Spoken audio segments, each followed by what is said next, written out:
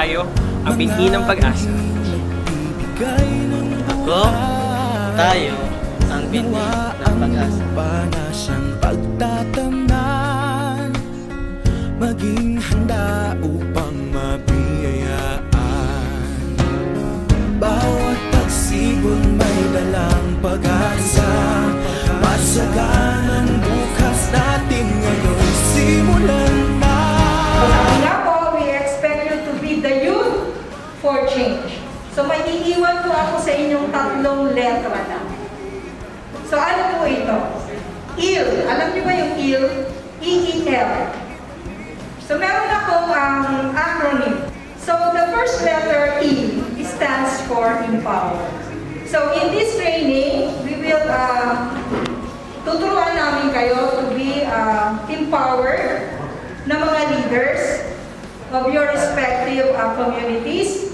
And the second letter is E again, which stands for engage. So hindi lang po tayo dapat manatili kung saan tayo ngayon. We have to engage and we have to take actions sa nangyayari po sa ating kapaligiran. Hindi po tayo maging dapat manahimik lang. So makialam po tayo ano.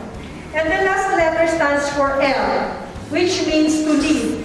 So as empowered leaders, we have to lead. So turuan po natin mga kabataan natin ngayon sa inyong lugar na hindi lang po ang agrikultura ay, anong tawag dito? Yung hindi pagkakakitaan. Sana maipakita nyo kung ano man yung inyong malalaman dito ngayon sa 3 araw na training natin, ay maisagawa po natin sa pamamagitan ng ating project na isasagawa. So in behalf of our center director, we welcome you to this 3 days training at sana ma-appreciate ninyo.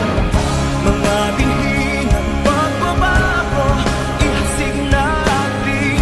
Mga binhi ng pagbabago, at patubuin. Kung ano ang itanim, siya rin ang aanlihin. Kaya't ang kinig pag-iwanin, mga binhi ng pagbabago.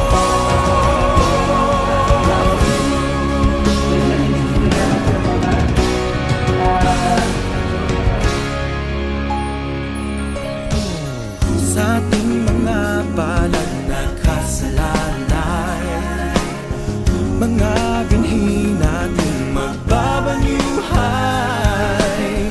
Nawa ang lupang siyang pagpupunlaan, gawing sa... Hi, I'm Daniel Bragais from Canaman.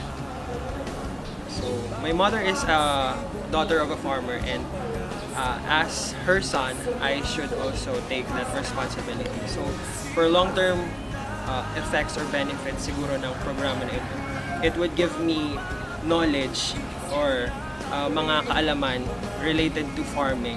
Kasi yung lupa ni Lola sa Sorsogon, like parang nakatenga lang siya. Through this program siguro, by allowing me to absorb more essential learnings related to farming, siguro makakatulong ako sa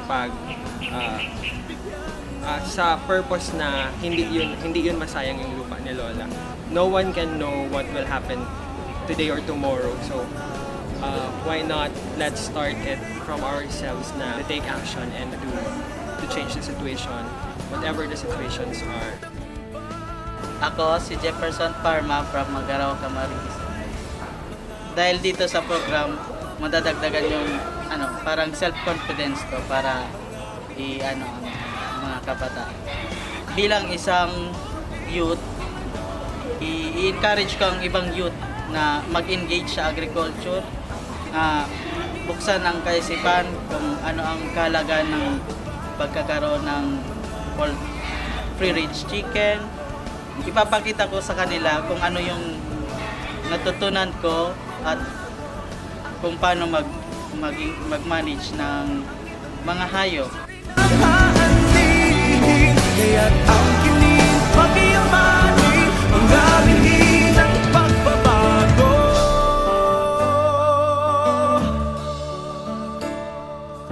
Mga binhi ng pagbabago, ihasik natin.